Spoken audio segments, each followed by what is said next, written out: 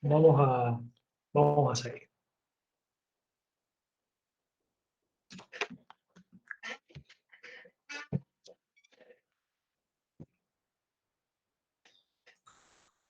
Veamos.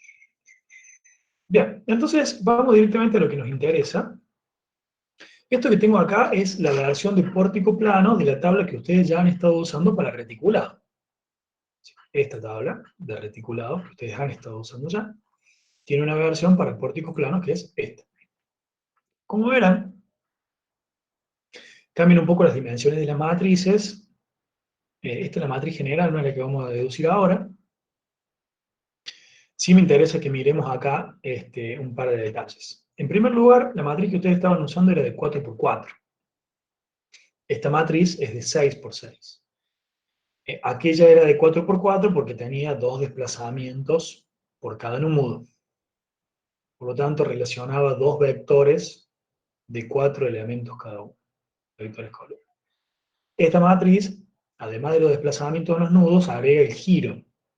Nos interesa el giro ahora porque las barras de pórtico bueno, están empotradas a los nudos, por lo tanto soportan también flexión y corte, y una de las variables que importa al estudiar la flexión y el corte, el par flexión-corte, digamos, es el giro de la sección. Entonces, vamos a considerar también el giro de sección en cada uno de los nudos, por lo tanto tenemos 3 grados de libertad en cada nudo, a 2 nudos son 6, y lo que vamos a tratar de deducir no es esta, que esta es la genérica, sino que vamos a tratar de deducir esta.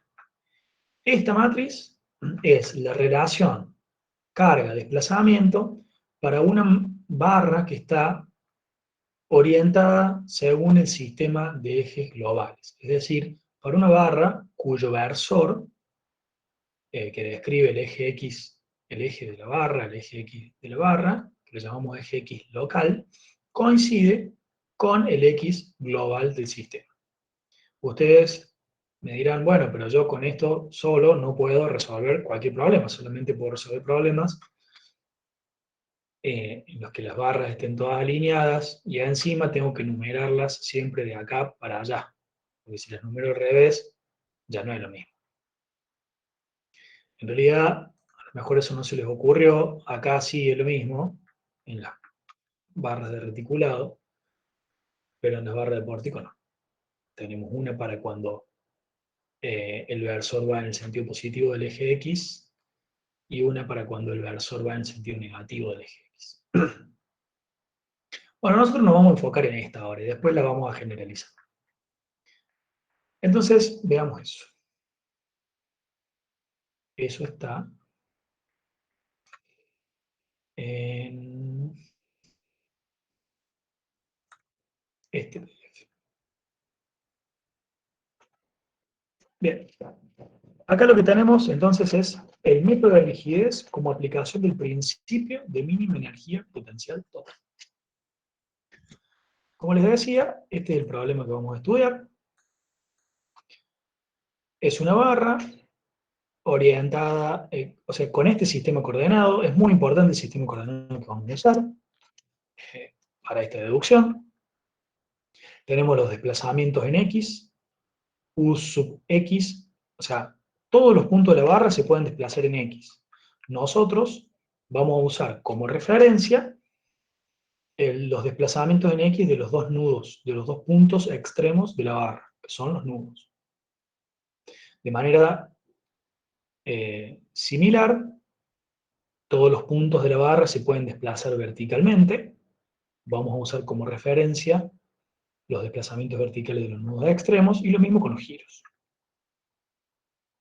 Acá ya les estoy adelantando parte de la aplicación del principio de mínima energía potencial total. Les estoy diciendo cuáles son los parámetros que vamos a utilizar para describir la forma que va a tomar la vía. Vamos a utilizar todos estos nudos, todos los desplazamientos del nudo inicial y todos los desplazamientos del nudo final.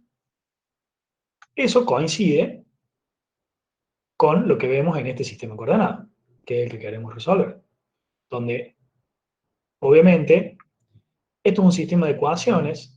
nosotros vamos a llegar a este sistema de ecuaciones gracias al principio mínimo de energía potencial total. Y este es el sistema de ecuaciones que, dadas estas cargas, nos permite encontrar cuáles son los desplazamientos que tienen que tener los nudos. ¿Sí? Esto es un sistema de ecuaciones escrito en forma matricial, simplemente, pero es un sistema de ecuaciones. Este es el sistema de ecuaciones que vamos a encontrar. Y estos son los parámetros que vamos a utilizar para describir el problema y por lo tanto son los parámetros que vamos a encontrar para calcular con el sistema de ecuaciones. Obviamente, como esos son los parámetros y debido a todo lo que ya venimos hablando del principio de mínima energía, potencial total, estas son las cargas que vamos a considerar. Son las cargas que están asociadas a esos parámetros. Fuerzas y momentos. Nada más. Ahora, algunas cositas. Dice, bueno, notar el sistema coordenado, es lo que les acabo de decir. Sistema coordenado específico y muy especialmente elegido. Fíjense que no existen cargas en el interior del tramo. O sea, esta barra, bueno, es la misma, ¿no? Que tiene dos cosas distintas puestas arriba para que no se confunda todo, una cosa con la otra. No tiene cargas adentro del tramo. Tiene solamente cargas en los extremos. Eso tiene algunas consecuencias que tienen que ver con lo que vimos hace un ratito en el pizarrón. Este sistema de cargas solamente puede producir sobre esta barra un diagrama de esfuerzo axial constante, ¿sí? Y un diagrama de esfuerzo de corte constante también. No hay nada que pueda hacer cambiar al esfuerzo axial acá en el medio y al esfuerzo de corte acá en el medio. Por lo tanto, tienen que ser constantes. Obviamente eso también impone algunas restricciones sobre estos elementos, porque para que la barra esté en equilibrio estático, estas restricciones de las que voy a hablar ahora van a tener su influencia directamente cuando hagamos el práctico. Y algunas de estas cosas probablemente ya las hayan visto con Raúl, porque estas cosas existen también en reticulados. Pero bueno, por las dudas, les voy a mencionar ahora, un buen momento, ya que estamos haciendo un análisis de las cargas y de los diagramas de esfuerzo. Para que este sistema de cargas esté en equilibrio, parece obvio que la sumatoria de fuerzas horizontales nos dice que esta fuerza horizontal, PXY del nudo inicial, tiene que ser igual y opuesta, misma magnitud, misma dirección, sentido opuesto, a esta de acá, que es la PXJ, para que la suma de ellas dos se haga cero. ¿Sí? Y eso es lo que nos dice que el diagrama de esfuerzo axial va a ser constante. Lo mismo pasa, acá las dibujamos en el sentido positivo, ¿verdad? Así que las vamos a dejar dibujar en el sentido positivo. Pero nosotros ya sabemos que si esta vale 10, con este sentido positivo, esta va a valer menos 10. No queda otra, para que esté en equilibrio. Lo mismo ocurre con estas dos, que son las cargas de corte, digamos, transversales al eje de la barra. Pero no ocurre lo mismo con los momentos, porque los momentos no se equilibran entre ellos dos y nada más. Resulta que como esta carga P I y esta carga P I J son iguales, son paralelas, pero son de sentido contrario, ellas producen una cupla. Entonces, la ecuación de equilibrio de momento de esta barra involucra esa cupla, involucra el momento en este extremo y el momento en este extremo. Entonces hay una ecuación de equilibrio de momento que liga esas tres cosas, y por lo tanto, si el corte no es cero, la cupla no va a ser cero, y por lo tanto, este momento no tiene por qué ser igual que este cambio de signo para que haya equilibrio. ¿Bien? Eh, bien.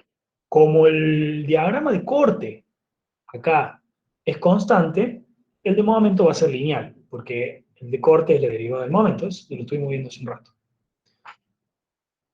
Bueno, eso está escrito acá. Axial va a ser constante, corte constante, por lo tanto, flector de primer grado. Solemos decir lineal, pasa que en realidad no es una función lineal. La recta que no pasa por el origen no es una función lineal. Estos son los vectores que vimos hace un ratito en la tabla, ¿sí? Acá estos son los tres elementos, los tres desplazamientos del nudo inicial. Los tres, están puestos al revés, los índices acá. Los tres elementos del punto final. Bueno, acá lo tengo que modificar. Y la misma cosa acá para las cargas. Bien. Ah, no, perdón, está todo bien hecho.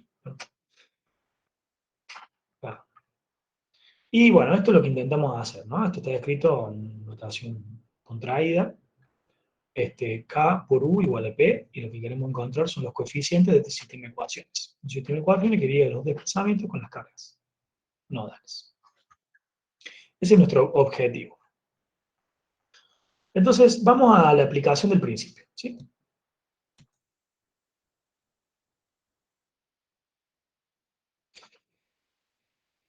¿Qué vamos a hacer? A ver, para verlo desde lejos. Lo primero que vamos a hacer cuando apliquemos el principio es lo que hicimos antes, definir la cinemática. Es decir, vamos a ver cómo vamos a describir la forma de la estructura y qué parámetros vamos a elegir para describir esa forma. Por supuesto, eso tiene que ver con qué cosas queremos representar de esto. Una vez que tengamos la cinemática, gracias a esa cinemática, vamos a poder escribir la energía interna de deformación. Y vamos a poder también escribir el potencial de las cargas externas. Eso tiene más que ver con los parámetros que con la forma en sí misma, pero vamos a poder escribir estas dos cosas. Una vez que tenemos escritas estas dos cosas, W y U, vamos a poder sumarlas, obviamente, y vamos a derivarlas respecto a cada uno de los parámetros que hayamos elegido, que es parte del proceso de minimizar pi. O sea, queremos encontrar las condiciones para que pi sea mínimo. Voy a repetir algo que dije hace un rato, no nos interesa cuánto vale pi. Realmente lo único que nos interesa son las condiciones para que pi sea mínimo, sin importar cuánto vale. Entonces vamos a ir haciendo eso. Vamos paso a paso. Cinemática. Vamos a ver cómo describimos el problema axial. ¿Qué es el problema axial? Y bueno, el problema axial es que cuando, si yo por ejemplo dejo quieto este extremo y empujo a la viga desde acá con esta carga PXY,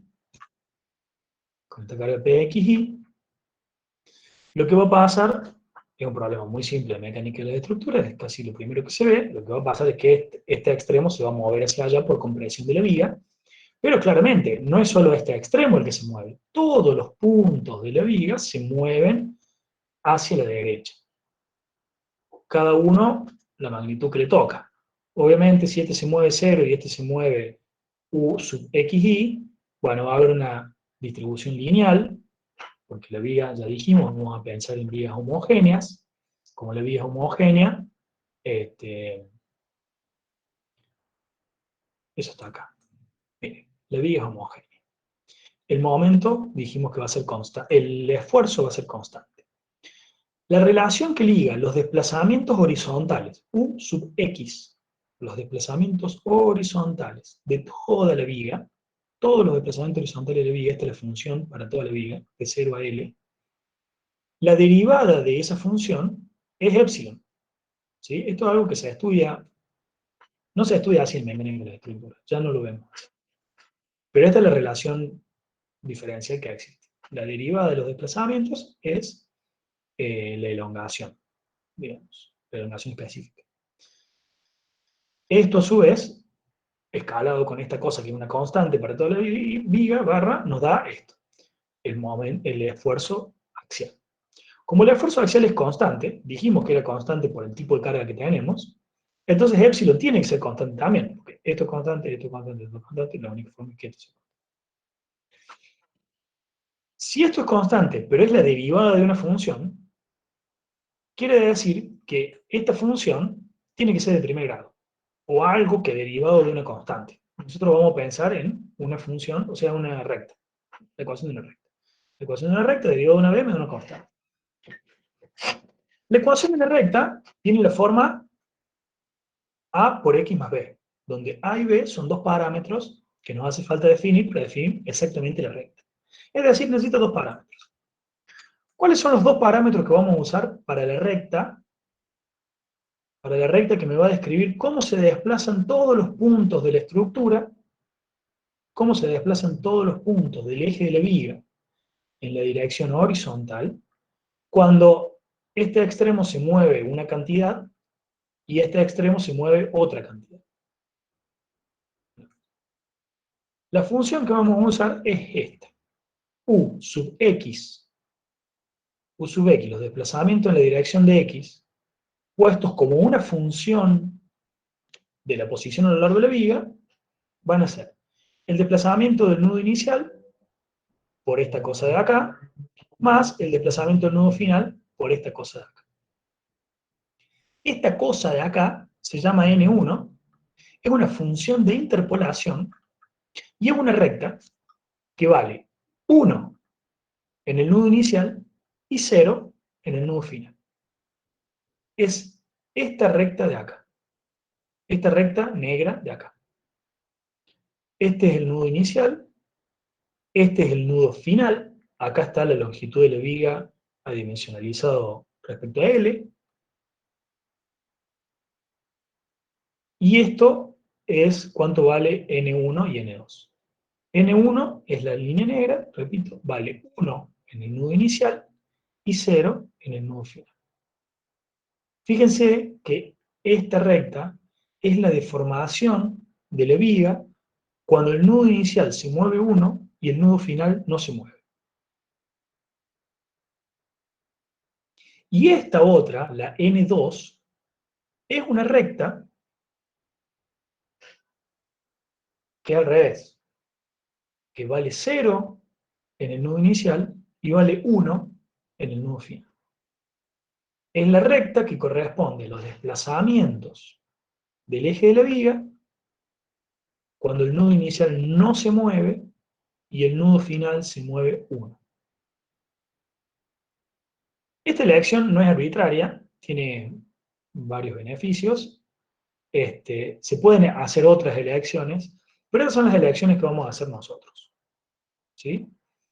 Una de las ventajas que tiene esto es que en cualquier punto que ustedes separan, por ejemplo en 0,2, si suman esto, suman el valor de n1, que es este, y el valor de n2, que es este, siempre les va a dar 1. Siempre, siempre, siempre les va a dar 1. Eso, bueno, eso hace que la aproximación sea adecuada.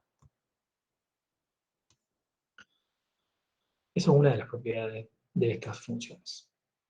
Son funciones bastante simples y, como dijimos, para el comportamiento axial, nos alcanza con una recta. Esta es una recta genérica. Esta es una recta que puede tomar, o sea, si bien es la suma de esta recta, que vale 1 y 0, y esta otra recta que vale 0 y 1, no solo es la suma de esas rectas, es la suma de esas dos rectas escaladas por los valores extremos. Por lo tanto, el resultado final de esto es una recta genérica que puede tomar cualquier valor, ¿sí? A por X más B, donde A puede ser cualquier cosa y B puede ser cualquier cosa. ¿Cuánto van a valer A y B? Y bueno, van a depender de cuánto valga esto y de cuánto valga esto. ¿Bien? ¿Alguna duda de eso? Que es medio complicado y que lo que sigue es parecido pero más complicado. Entonces, si tienen alguna duda de esto y quieren preguntar algo, quieren que repitamos algo, mejor.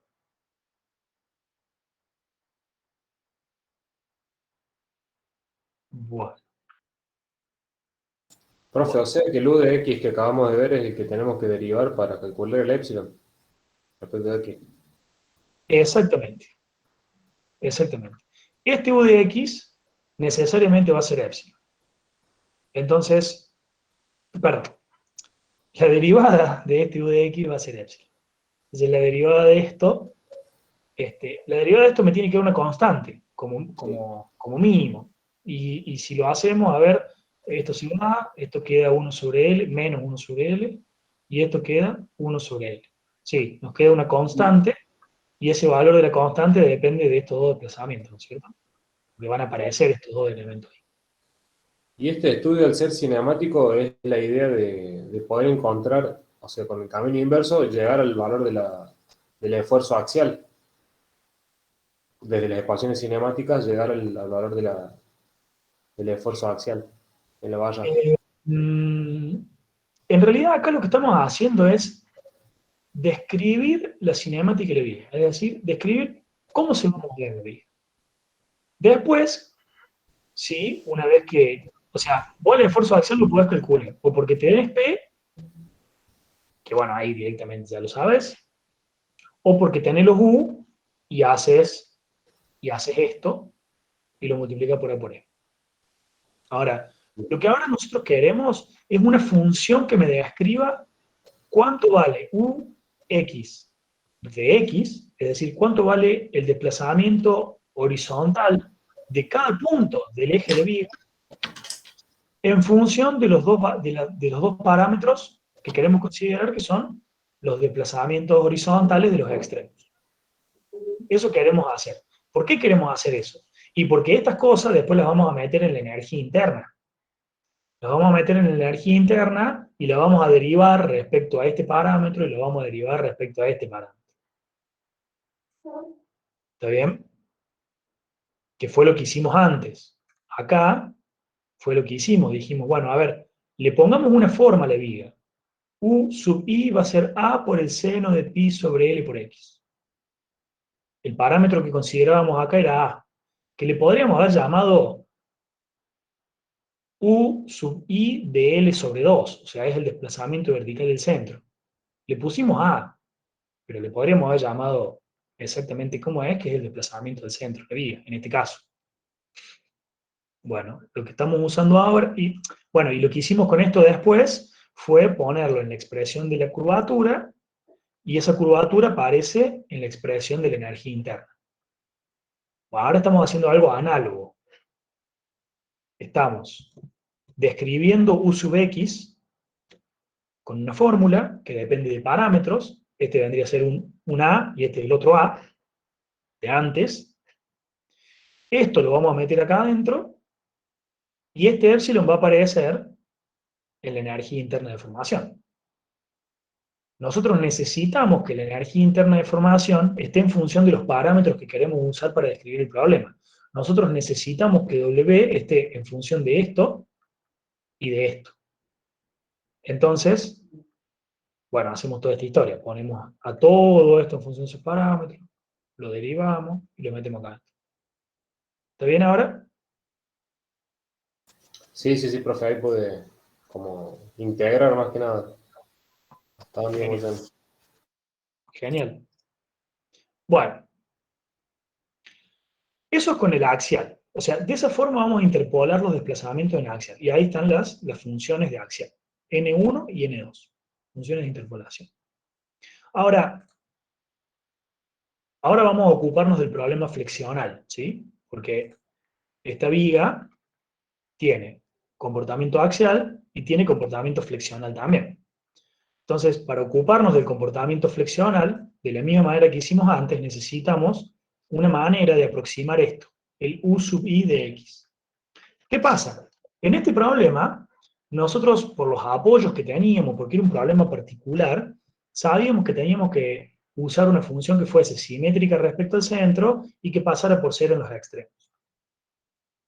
Entonces, bueno, habíamos encontrado una función que parecía que andaba bien y tenía un solo parámetro. ¿Qué pasa ahora? Ahora, esta viga puede tener cualquier desplazamiento vertical, que antes estaba restringido, en un extremo y en el otro, y además puede tener cualquier giro, porque, bueno, acá no hay una... O sea, este problema no es simétrico, ¿sí? Necesitamos algo más general. ¿Qué es eso más general? Bueno, acá está. ¿Qué tan general tiene que ser? Esa es la pregunta. ¿Qué tan general tiene que ser? Eh,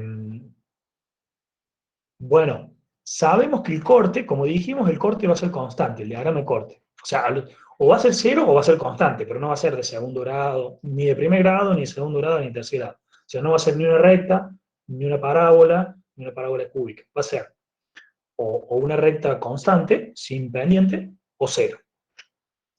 Como va a ser constante a lo sumo, el momento flector a lo sumo va a ser de primer grado. Eso ya lo habíamos dicho. Entonces ahora venimos acá y decimos, a ver, si el momento flector a lo sumo va a ser de primer grado, y a su vez sabemos que el momento flector es E por I, que es una constante por capa, significa que capa va a ser de primer grado. Eso es lo que está acá. Entonces, capa es de primer grado. A su vez, kappa es la derivada segunda de u sub i. Es decir, que esta cosa, la expresión de u sub i, derivada dos veces, me tiene que dar la ecuación de una recta. Me tiene que dar un polinomio de primer grado. Por lo tanto, necesito que u sub i sea un polinomio de tercer grado, como mínimo. O podría usar un seno, qué sé yo. Acá vamos a usar polinomios.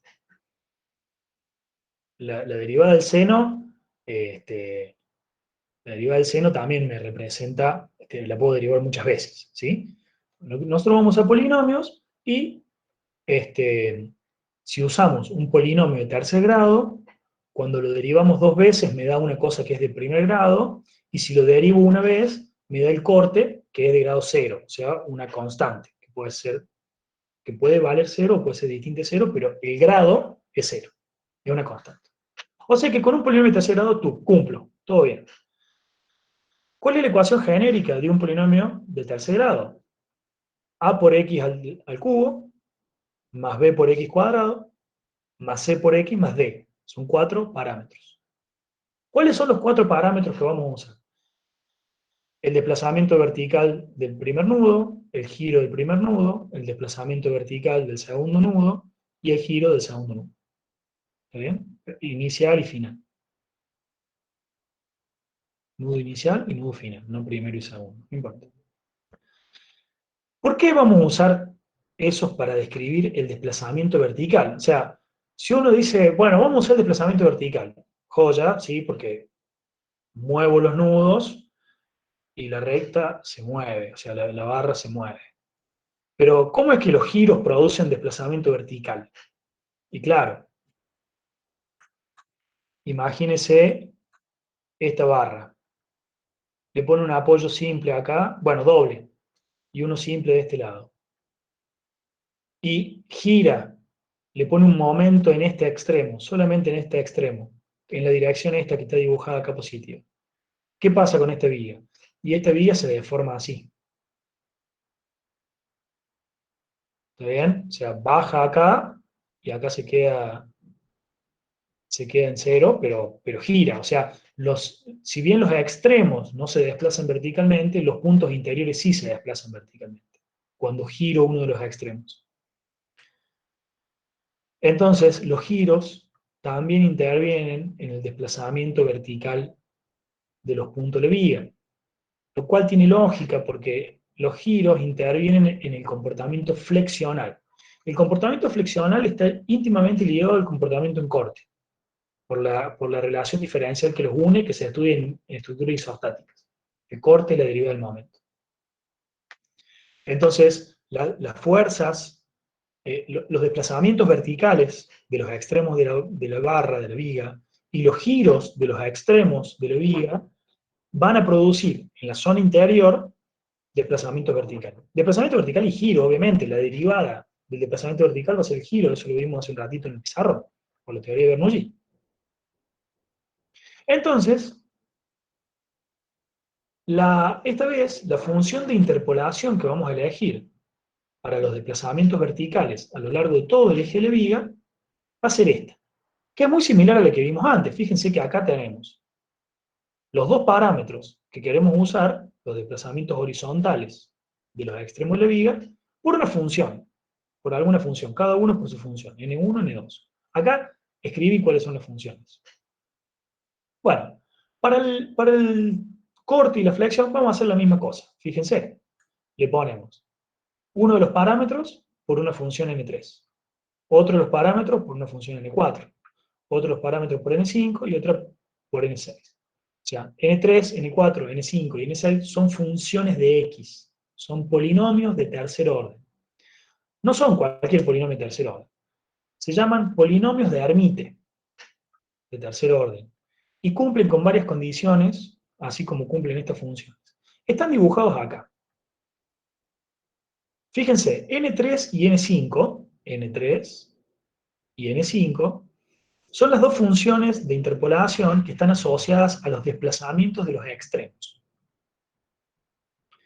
N3 son los desplazamientos son los desplazamientos verticales del eje de la viga Cuando el primer punto se desplaza 1, el segundo punto no se desplaza y ninguno de los puntos gira. O sea, la viga se mueve así, donde uno de los puntos se desplaza, pero ninguno de los dos gira. Eso de que no gira está claramente expresado acá debido a que esta función, fíjense que es tangente a la horizontal ahí en el extremo y es tangente a la horizontal acá en el extremo. Eso significa que la vía no giró, simplemente se desplazó. Ese es N3.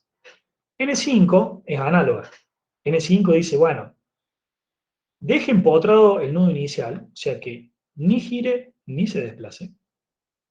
Y al nudo final, no lo deje girar, póngale un empotramiento deslizante y levántelo 1. Muévalo 1. Cuando usted hace eso, la forma que toma el eje de la viga es esta. Y ese es N5. Bueno, ¿qué me quedan? Me quedan N4, que es este, y N6. Obviamente, ya tenemos prácticamente la definición de N4 y N6. N4, que es este, es la forma que toma el eje de la viga cuando el nudo inicial gira un radián, el otro nudo no gira nada y ninguno de los nudos se desplaza. O sea, los nudos no se desplazan y hay uno solo que gira un radián. El giro es positivo antihorario, por regla de la mano derecha, entonces gira de acá hacia allá. Y este es el giro. Esto es 53 grados más o menos, es un giro muy grande. Ustedes dirán, oiga, estudiamos vigas en pequeñas deformaciones y usted me dice que gira un radián. Es una locura. Bueno, resulta que como las teorías que usamos son lineales, podemos usar esta función y después pesarla, multiplicarla por un giro que sea muy chiquito. Cuando nosotros lo multipliquemos esta función, que giró 1 ahí, por este giro chiquitito, que valga 1 por 10 a la menos 3, entonces esta cosa prácticamente va a estar pegada al eje horizontal. ¿Sí? Y ahí es donde va a funcionar. En ese rango de pequeñas deformaciones, nuestra teoría va a funcionar. Pero empezamos definiendo esto para saber lo que estamos haciendo, para saber que, bueno, también la suma de estas dos funciones en cualquier punto de x nos va a dar 1, varias cosas. Y obviamente N6 es la misma cosa. Dice, mire, que los nudos extremos no se desplacen y haga girar el nudo final un radial. Obviamente, de nuevo, el giro positivo es antihorario, entonces ahora esta parte tiene que bajar, ¿no? Gira de acá hacia acá, un radial. Y esta es la forma que toma el eje de la viga cuando se deforma con N6. Entonces luego, una vez que elegimos estas funciones, que son los polinomios de Hermite, son polinomios cúbicos, hacemos esta combinación lineal de esos polinomios. Yo acá no los anoté, esto está todo hecho en las notas, no vale la pena anotarlos. Y esta combinación lineal me va a dar la interpolación para los desplazamientos verticales. Esta es la fórmula para los desplazamientos verticales, que depende de los desplazamientos verticales de los extremos y de los giros de los extremos, por todo lo que hemos dicho hasta ahora. Bueno, obviamente, si uno quiere calcular los giros de cualquier punto intermedio de la sección, el giro de cualquier punto intermedio de la sección, lo que tiene que hacer, como dice la teoría de Bernoulli, es sacarle la derivada de esto. Usted calcula la primera derivada de esto respecto a x y lo que obtiene es la función de los giros en función de x. Por supuesto, la derivada de esto va a ser esto por la derivada de esta función, más esto por la derivada de esta función, más esto por la derivada de esto, más esto por la derivada de esto. La derivada respecto a x solo va a operar sobre las funciones de interpolación, que son las únicas cosas que dependen de x. Estas son constantes. Constantes para esta definición. No dependen de x. De los parámetros. Bien. Antes de ir avanzando, hasta ahí cómo venimos. Seguimos. ¿Quieren preguntar algo?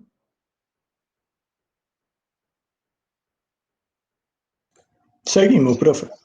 Bueno, estamos hasta las manos. Bueno, hasta ahí hicimos la cinemática, o sea, hasta ahí dijimos, mire, vamos a describir la forma que toma la viga a partir de estos parámetros. Es decir, en definitiva, lo que quiero resumir es, si usted me da estos tres valores, estos tres, y estos tres, si usted me los da, yo le digo cuánto se movió este punto, cuánto se movió horizontalmente, y cuánto se movió verticalmente. Y también le puedo decir cuánto giro, porque hago la derivada y sé cuánto giro.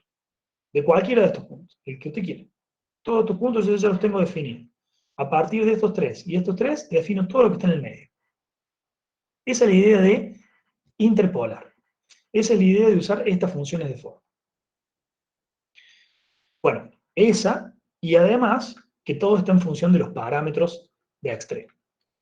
Entonces, listo. Hasta ahí describimos la cinemática. Ahora, ¿qué me dice el principio? Dice, bueno, una vez que tenga la cinemática, escriba la energía interna de formación. Bueno, escribimos la energía interna de formación. Si miramos este problema, una barra de pórtico, una viga de pórtico, ya lo vieron ustedes, lo vienen estudiando en todo lo que han visto hasta ahora, sobre todo, qué sé yo, por ejemplo, el método de las fuerzas. Las barras de pórtico tienen esfuerzo axial y esfuerzo flector y esfuerzo de corte. Por lo tanto, la energía que acumula una barra de pórtico cuando se deforma es energía por axial, energía por corte y energía por flexión. De nuevo, debido a que estudiamos vigas esbeltas, usamos la teoría de Bernoulli y biri, la energía de deformación por corte es despreciable frente a la energía de deformación por flexión. No así la de axial, o sea, nadie nos dice que la de axial es despreciable frente a la de flexión. Capaz es igual de importante o mucho más importante, depende del problema. Si yo agarro una barra, una viga, y la comprimo, la de flexión vale cero, la energía de flexión vale cero, y la energía por axial, bueno, vale todo lo que tenga que valer, ¿sí? Pero la de corte, cuando hay flexión, la de corte es despreciable frente a la de flexión. Entonces nosotros vamos a despreciar la de corte y vamos a considerar solamente el aporte de la energía de axial y la energía de flexión. Y eso es lo que está acá. Dice, mire, la energía de deformación es la energía debida al esfuerzo axial, un medio de la integral a lo largo de toda la barra, de la rigidez axial, por la deformación específica en axial al cuadrado, por la derivada, por la diferencial de x, ¿no? Más el aporte de la flexional, que esta es la que vimos hace un rato. ¿Cuál es la diferencia entre esta y lo que vimos hace un rato para el ejemplo de la viguita simplemente polar?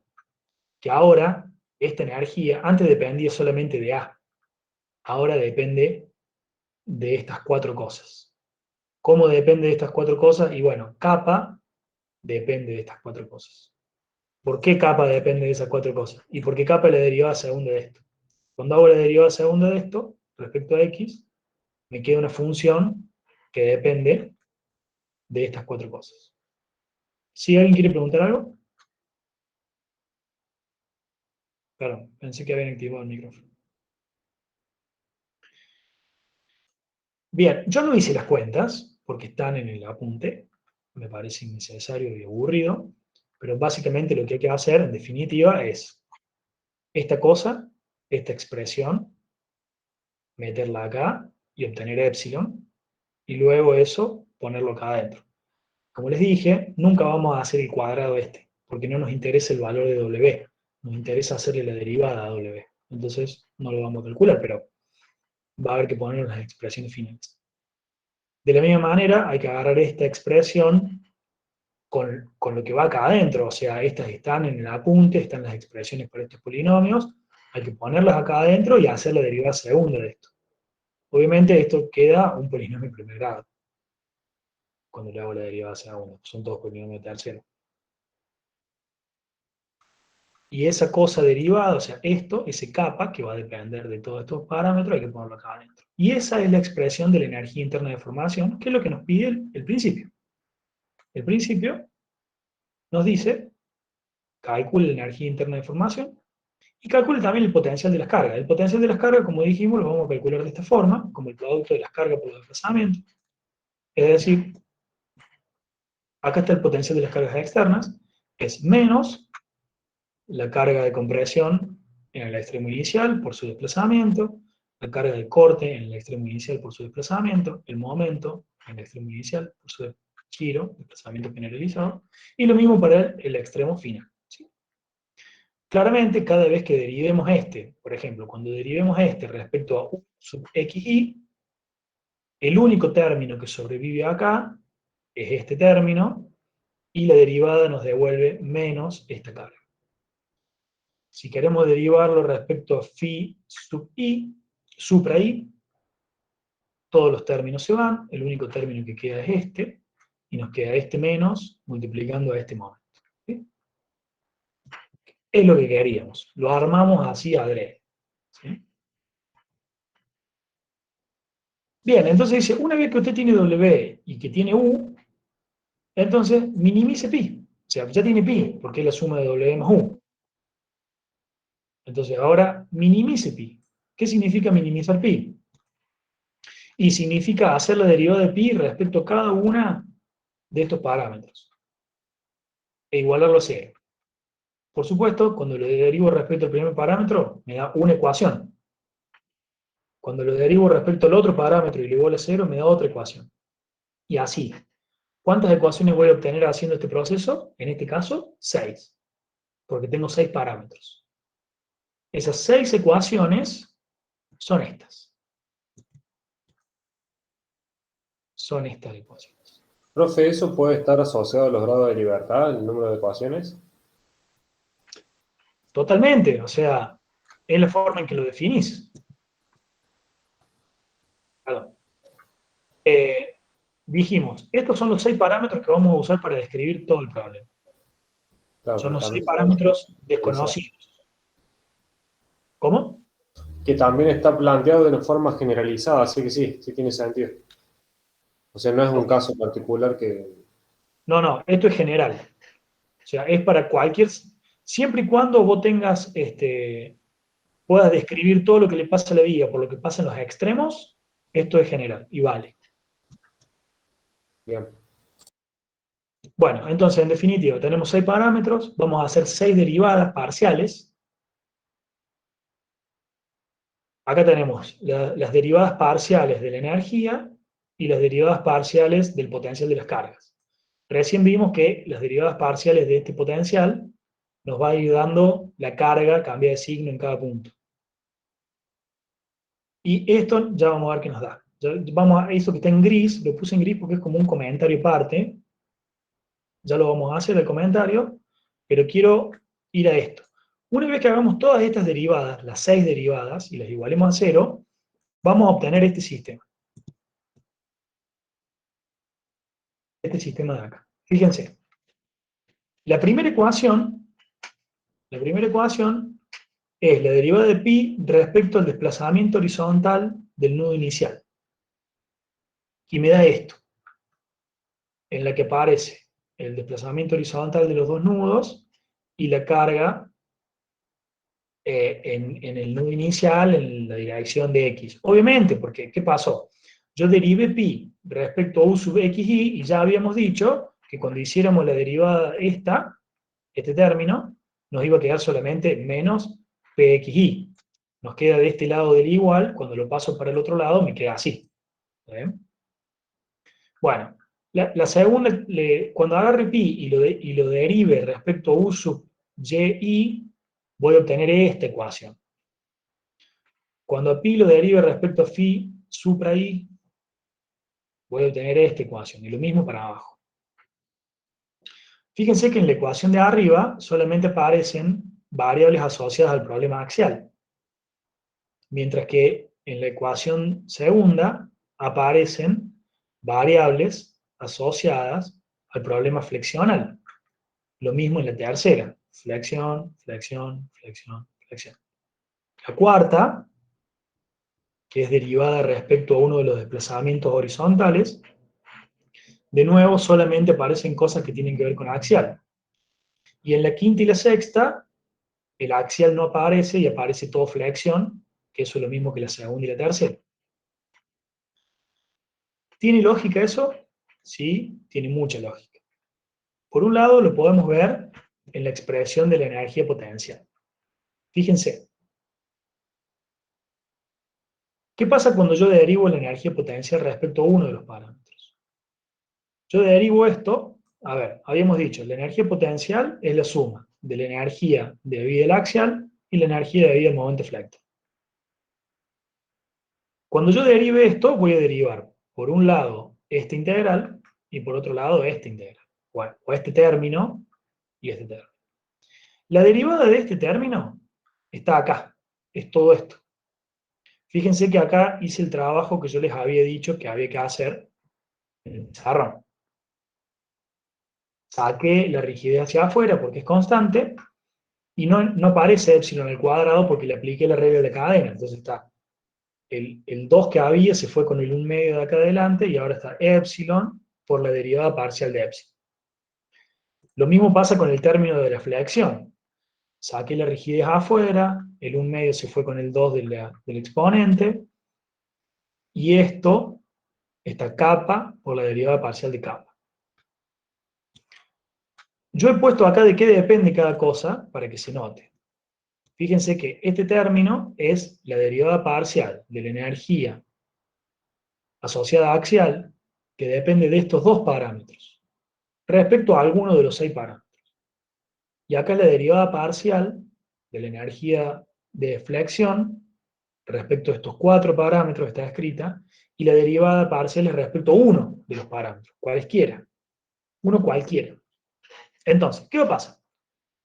Si a la energía, si acá, este lambda, si lambda que es cualquiera de los parámetros, es u sub x supra i, o sea, es este, cuando lambda valga esto, esta derivada, este término, se va a hacer cero, directamente. ¿Por qué? Y porque esta es una función que no depende de u sub xi.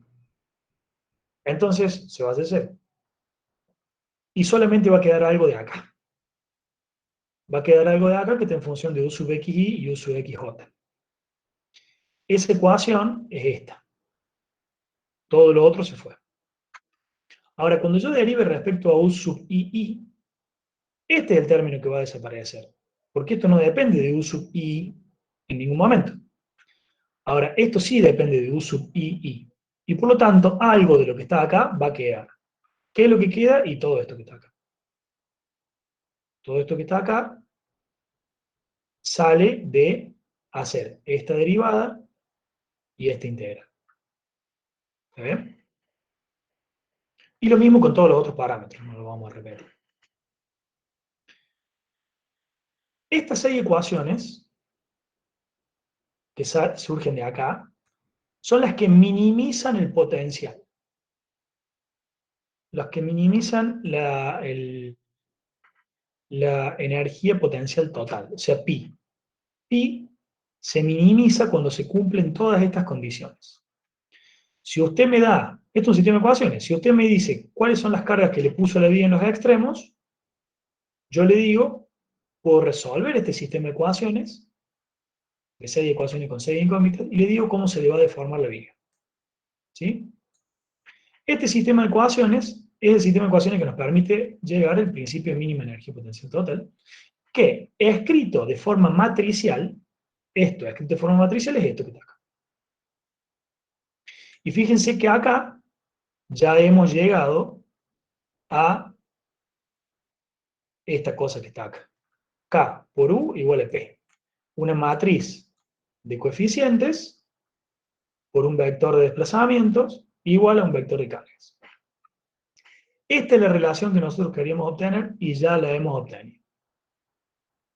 Los desarrollos de todo esto, paso por paso, muy bien, está hecho en las notas. Les sugiero que hagan al menos esta y esta, para que les quede claro, ¿sí? Para que les quede bien claro. Esta es la relación que nosotros queríamos obtener y finalmente lo hemos logrado. Algunas cosas interesantes de esta relación. Algunas características. La matriz de rigidez es simétrica, ¿sí? Es decir, que el elemento IJ es igual al JI. Digamos, no sé, 2, 3, el 2, 3 es el 2, 3, es igual al 3, 2. O sea, esa cosa es igual al 3, 2. Sí, ahí está. 6 por i sobre l cuadrado, 6 por i. Es simétrica. Los elementos de la diagonal son todos positivos. Esto es positivo, esto es positivo. Todos los elementos de la diagonal principal son siempre positivos. Dependencia lineal. ¿Qué es dependencia lineal? Bueno, acá hay 6 ecuaciones. Estas 6 ecuaciones no son linealmente independientes. Obviamente, esto es lo mismo que hablábamos al principio, en la introducción, sobre la independencia lineal de estas filas y columnas, de estas ecuaciones. ¿Sí? Lo que pasa es que una barra de pórtico, solita en el universo, se puede mover como cuerpo rígido y tiene 3 grados de libertad. Digamos, 2 desplazamientos y un giro, y todas las combinaciones lineales que se pueden obtener de ellos. Por lo tanto, esta matriz tiene el singular de orden 3. Hay que eliminar 3 filas para que esto, bueno, 3 filas y columnas, para que esto tenga solución única, que es lo que equivale a poner los 3 apoyos eh, adecuados para dejar a la barra isostática. ¿Sí? Eso es lo de la dependencia lineal. Las filas son linealmente dependientes entre sí. Fíjense, es muy fácil notar que la primera es igual a la cuarta cambiada de signo. Y la segunda es igual a la quinta cambiada de signo. Luego hay que, para obtener esta sexta a partir de las anteriores, hay que usar la tercera y multiplicar por L, algo hay que hacer. Hay que sumar cosas. Pero, en definitiva, son todas, hay 3 que son dependientes de las demás. Solo hay 3 ecuaciones linealmente independientes. Esa es la forma adecuada de decirlo. Otra cosa que se puede ver acá es el desacoplamiento axial flexional. Es decir, bueno, es lo que veíamos acá. En las ecuaciones en las que intervienen variables de flexión, sean cargas que están asociadas al problema flexión-corte, o sean desplazamientos y giros que están asociados al problema de flexión y corte, esas ecuaciones están, no tienen nada que ver con las otras que les compete el axial, el comportamiento axial. Es decir, esta ecuación de arriba de todo y esta ecuación, que es la cuarta, se pueden resolver entre sí. Son 2 ecuaciones con 2 incógnitas. Y con ellas 2 podemos resolver ese problema de axial. Y la segunda y tercera ecuación, junto con la quinta y la sexta, son 4 ecuaciones con 4 incógnitas. Y se pueden resolver entre sí también y resuelven el problema flexional. Eso, bueno, eso también se ve acá en los ceros estos, ¿verdad? Fíjense que esta submatriz de acá es la que relaciona los desplazamientos. Esta de 3×3 es la que relaciona los desplazamientos del nudo inicial con las cargas del nudo inicial. Esta otra es la que relaciona los desplazamientos del nudo final con las cargas del nudo inicial. ¿Sí? Es la que está fuera de la diagonal principal. Bueno, y así. Fíjense acá que en esta ecuación, la carga axial, que está asociada a esta ecuación, solamente está relacionada con los desplazamientos axiales del nudo inicial y final, y estos ceros me dicen que no tienen nada que ver con estos 2 desplazamientos y estos 2 desplazamientos, porque esos ceros multiplican estos desplazamientos por 0 y los eliminan de la ecuación. Esos ceros son los que hacen que acá aparezcan solamente 2 términos. ¿Sí? De la misma manera, estos 2 ceros de acá me dicen que en la ecuación segunda y tercera no intervienen estas variables. Esta variable que es de axial y esta variable que es de axial. Es decir, el axial y el corte y la flexión están desacoplados entre sí y se pueden resolver por separado. Finalmente, acá vuelvo a destacar algo que ya dije oralmente, y que la energía de deformación por corte la hemos despreciado. Fíjense que la energía de deformación dijimos que es algo del axial y algo del momento flector, y acá no está la energía de deformación por corte, que tendría que ser un medio de la integral sobre la viga de el área de corte por el módulo de corte por gamma cuadrada. Bueno, no está, ¿sí? Lo hemos despreciado. Se podría hacer esta demostración considerando la energía de deformación por corte, sería mucho más complejo. Bien, ese es el tema. Es decir, hemos partido de un problema que queremos estudiar, que es una barra, una viga de pórtico en un sistema coordenado específico. Hemos dicho que queremos encontrar esta relación, K por U igual a P, que es análoga a la que ya han estado usando para reticulados, pero está ampliada porque ahora aparecen los giros y los momentos, y obviamente hay otras relaciones porque los nudos están empotrados. Entonces queremos encontrar esta relación. Esta relación es un sistema de ecuaciones que liga los desplazamientos nodales con las cargas nodales. Para encontrar ese sistema de ecuaciones, que es este, hemos utilizado el principio de mínima energía potencial total.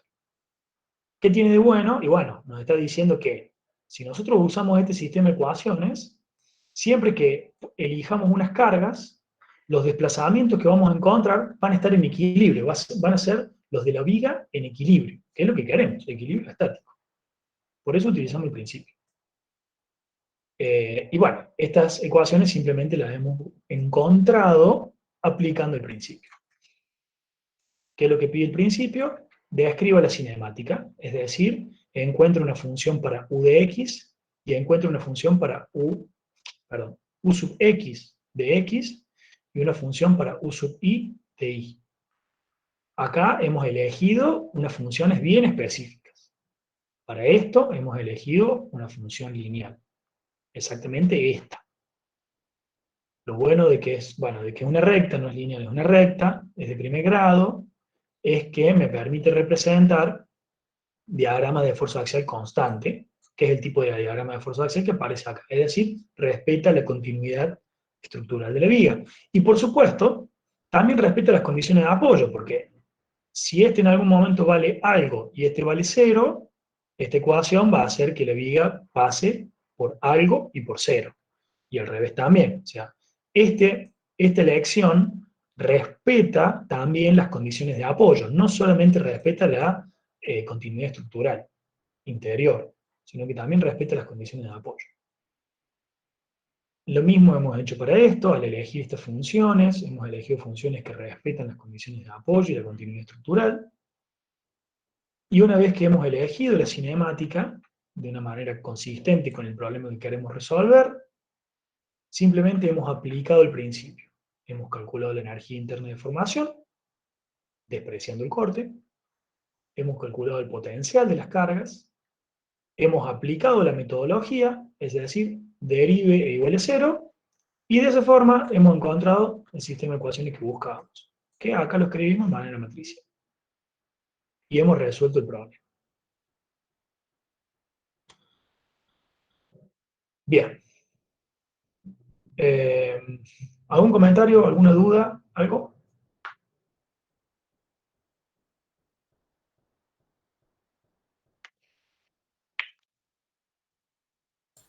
Profe, si al sistema de ecuaciones le eliminamos las filas asociadas a los giros, nos estaría quedando como si fuera algo similar a la matriz de rigidez del articulado. No. Y ese no sería por las ecuaciones que utilizamos para describir esto, la parte cinemática. Eso tiene que ver con, claro, sí, exactamente, eso tiene que ver con esto. Porque vos estás diciendo que los desplazamientos dependen de esta forma. Si vos eliminas los giros, simplemente vas a decir que esto es 0 y que esto es 0. Pero fíjate la forma que toma la viga cuando este desplazamiento o este desplazamiento no es 0. Por más que los giros sean 0, acá tenés flexión. Y corte, claro, también. Tenés flexión y corte. Y eso no pasa en, En un eso no reticulado no. pasa en la barra de reticulado. Claro, claro, sí, es verdad. Bien. Bueno. Bien. Todavía nos queda un ratito de clase y les voy a proponer, yo no he tenido tiempo de armar, de armar lo que les voy a proponer ahora y se lo voy a dejar para que ustedes lo hagan para el jueves. Mañana les voy a subir los valores. O sea, yo ahora les voy a plantear un problema sin los números. Les voy a decir más o menos cómo lo van a resolver y mañana les voy a pasar, les voy a cargar en el web un PDF con los números para que ustedes lo puedan hacer. ¿Qué quiero que hagan? ¿O por qué quiero que hagan algo? Por ahí es la pregunta del millón. Déjenme que busque.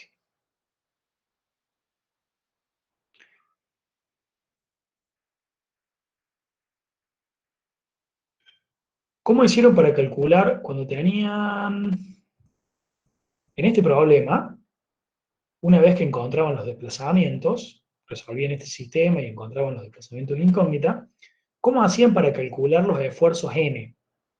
Bueno, lo que hacían era esto. N es igual a la rigidez de la rigidez axial de la barra, A por E sobre L, por lo que surja de acá, que es la proyección de la diferencia de desplazamiento sobre el eje de la barra.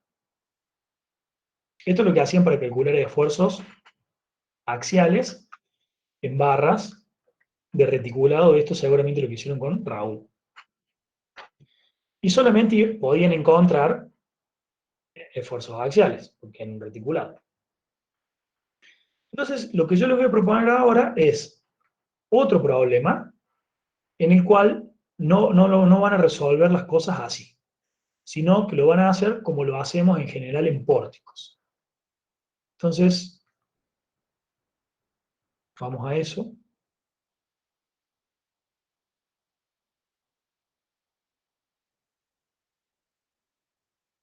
Vamos a empezar.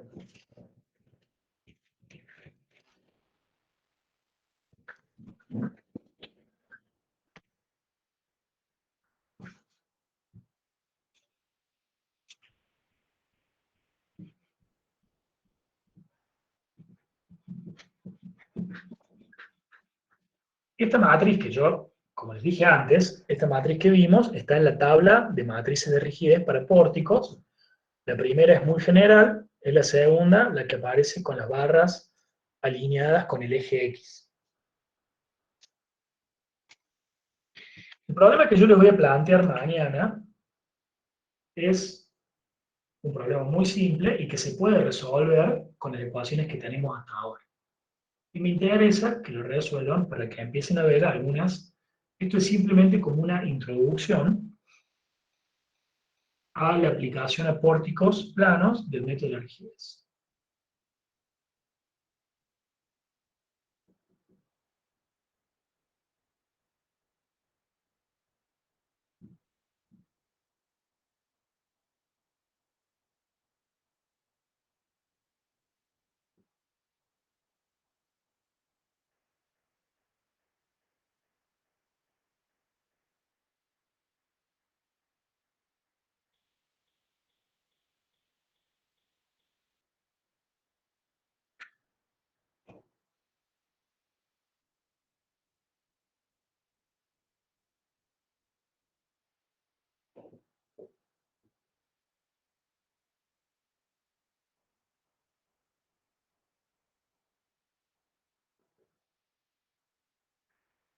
Bien, ustedes ya saben, o sea, todo lo que han visto hasta ahora para llegar hasta el sistema que hay que resolver. ¿Esto cuánto grado de libertad tiene? A ver, acá tiene un empotramiento, así que no hay ningún grado de libertad acá.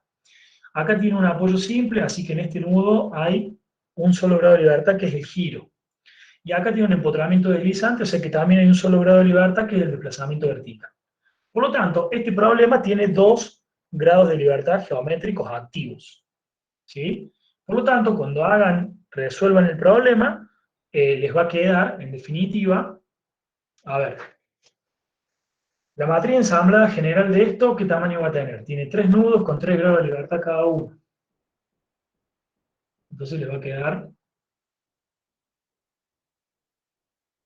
de 9 por 9.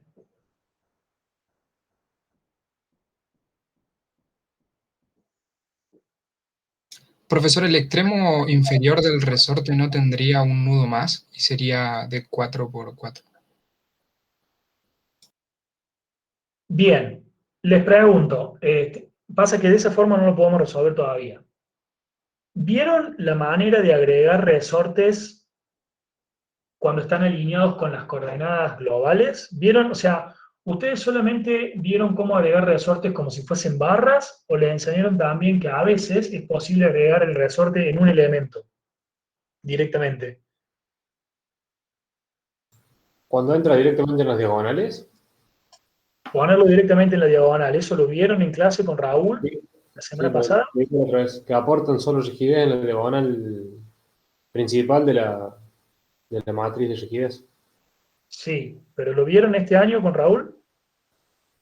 Y sí, lo vio en la clase pasada, creo que fue el jueves pasado. Bueno, de cualquier manera yo se los voy a comentar ahora y después lo tienen que repasar. Cuando, lo voy diciendo, cuando los resortes, porque acá el sistema coordenado global, la clase que viene vamos a ver bien qué es esto del sistema coordenado global, local, vamos a enfocarnos en eso exclusivamente. Este es el X global y este es el Y global. Por ahora piensen que es simplemente el sistema coordenado que tiene el problema, nada más, como que si no pudiera existir otro. Obviamente, como esto va, las conectividades de la barra 1 van del 1 al 2, entonces el versor 1 va hacia allá y el versor 2 va hacia allá. ¿Está bien? Entonces, esto y esto está alineado con este eje X y pueden usar la matriz de rigidez que ya usamos, que hoy que dedujimos hoy. Bien, cuando los resortes están alineados con los ejes globales, este por ejemplo está alineado con el eje Y, hay una forma rápida de trabajar con los resortes en la cual no hace falta agregarle un nudo acá. Y eso es lo que quiero que hagan por esta vez.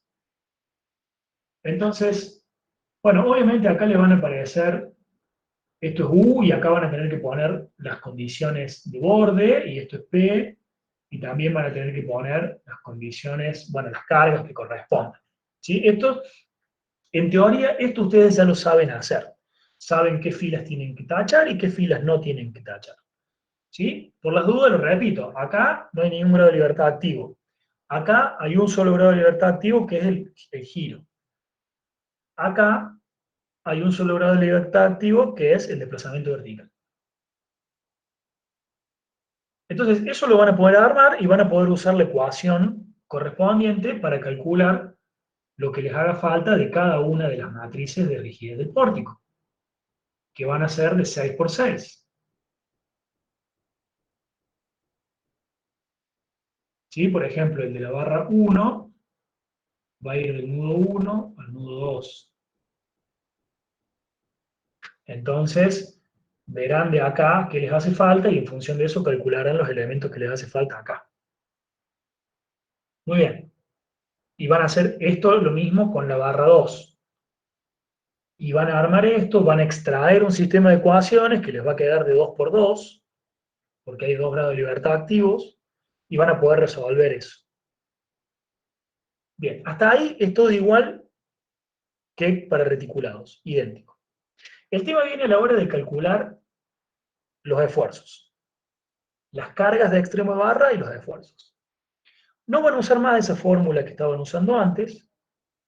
Una vez que encuentren las incógnitas acá y tengan este vector completo, todo conocido, lo que van a hacer es calcular de la siguiente manera. Van a decir, el vector de cargas de la barra 1,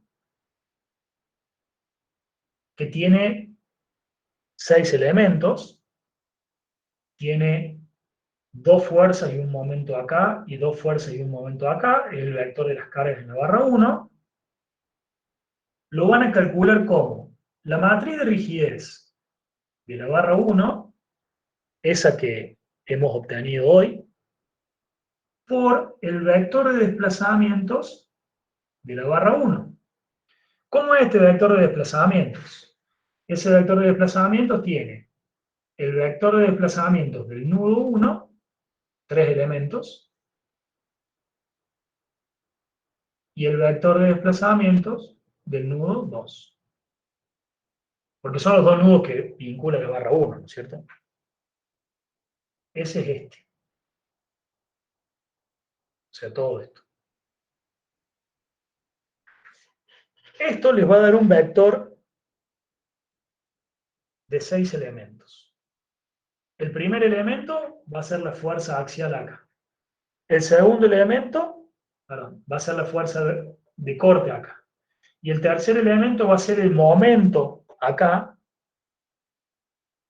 con este sentido. Después, el cuarto, quinto y sexto elementos van a ser las cargas en este nudo de la barra 1. Para la barra 2 van a hacer lo mismo. P2 es igual acá 2 por U2. Fíjense que uso cuadraditos y circulitos, porque U2 con el cuadradito es igual a U2 circulito, U3 circulito.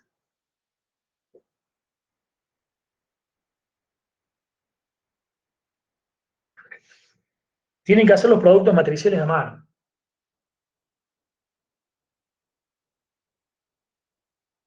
Bien. Y con eso van a trazar los diagramas de esfuerzo de estas barras.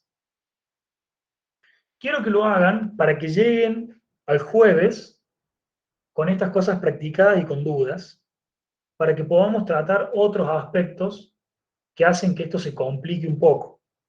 O sea que si ustedes no se pueden resolverlo, aparte de esto, después yo se los voy a pedir en el trabajo práctico, se los adelanto desde ya, a ver si los motivo un poco a hacerlo. Se lo voy a dar como parte de la consigna del trabajo práctico, este ejercicio. Entonces, para resolver eso, van a tener que usar estas fórmulas. Y van a tener que tratar de interpretar esto, lo que obtienen de acá, como el diagrama ese que veíamos de qué se trata el problema que queremos resolver, ¿sí? Que usé en la segunda mitad de la clase. Les conviene hacer para cada barra un diagrama de cuerpo libre y poner las cargas que salen de acá en cada uno de los extremos para poder trazar los diagramas. Muy conveniente. Me queda una cosa por decirles, es que la rigidez de este resorte, fíjense que este resorte, como es vertical, y está orientado en este sistema coordenado, en la dirección de Y, solamente aporta rigidez a los desplazamientos verticales del nudo 3.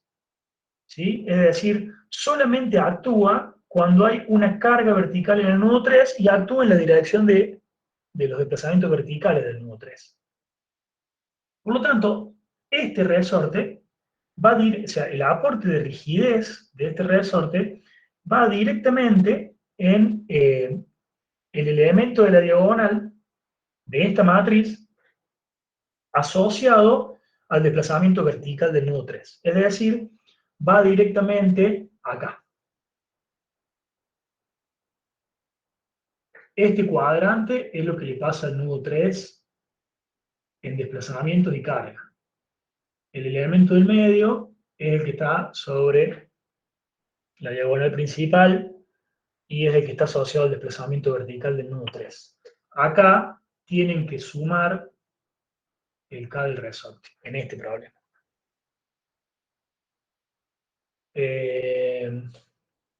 Bien, no les digo más nada, quiero que renieguen un poco, que se sienten, que lo miren, y vean qué les sale.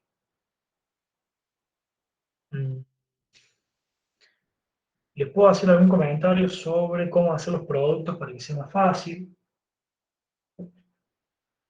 Les repito, es muy importante que tengan esto hecho para el jueves. ¿Sí? Aunque sea plan, no digo que pasaron limpio, pero que lo hayan visto, que hayan renegado, que hayan intentado resolverlo, que lo hayan masticado. Para que resolvamos un par de dudas y para que apliquemos otras cosas que son más complejas. La clase que viene va a ser fundamentalmente práctica, va a tener algo de teórico, muy rápido lo vamos a ver, porque breve, y vamos a ver cosas que tienen que ver con el práctico. Y van a estar basadas en esto. ¿Qué pasa cuando hagan el producto matricial K por U? O sea, cuando hagan K por U. Lo que va a pasar en general en los problemas que resolvemos acá es que tenemos pocos grados de libertad activos. Entonces K va a ser de 6 por 6.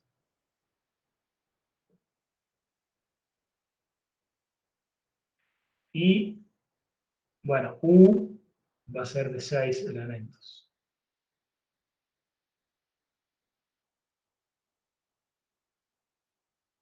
Entonces tienen que hacer el producto de esta matriz por esto, que son un montón de números. ¿Qué pasa?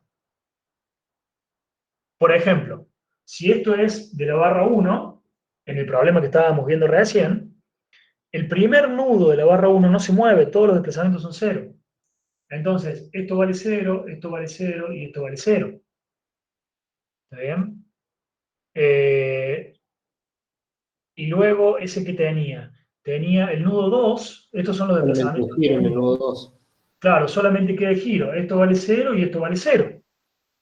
O sea que lo único que hay es esto, que tienen que encontrar ese valor. Este es del nudo 2. Bien, cuando hagan el producto, todas estas columnas van a ir multiplicadas por 0. Por lo tanto, no hace falta que calculen todos estos valores. Lo único que tienen que calcular son estos. Y ni siquiera los tienen que calcular todos. ¿Por qué? Porque como dijimos antes, por el equilibrio estático de la barra, este elemento es igual que este, cambio de signo, y este elemento es igual que este, cambio de signo. Entonces, ustedes hacen esto por esto y les da este número. Hacen esto por esto y les da este número. Y ya tienen estos dos. Luego hacen esto por esto y les da este. Y acá tienen dos opciones. O usan la ecuación de equilibrio de momento para encontrar este, o hacen este de acá, lo que hace por afuera, por este, y eso les va a dar esto. ¿Está bien? Pero no hace falta que hagan todos los productos ni que calculen todos los números. Tienen que ahorrarse tiempo, porque estas cosas las van a tener que hacer en el parcial. Y bueno, obviamente van a tener el tiempo justo. Bueno, listo. Yo creo que con eso tienen más que suficiente para entretenerse hasta el jueves. Pueden ir planteando el problema. Yo les voy a poner números mañana. No quería ponerle cualquier número sonso. Y bueno, nada que eso. No sé si quieren comentar algo más, si quieren preguntar algo. Y si no, damos por finalizada la clase.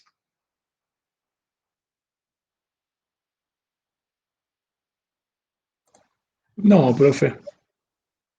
Bueno, me imaginaba. Bueno, chicos, muchísimas gracias por prestar atención, por estar conectados. Y bueno, cualquier cosa estamos en contacto, en consulta, lo que sea. Gracias, profe. Bueno, de nada. Muy bueno, Gracias, profe. Hasta luego. Chao, profe, gracias a usted. Buenas noches. Hasta luego. De nada, igualmente, buenas noches. Chao, profe, gracias. Hasta luego.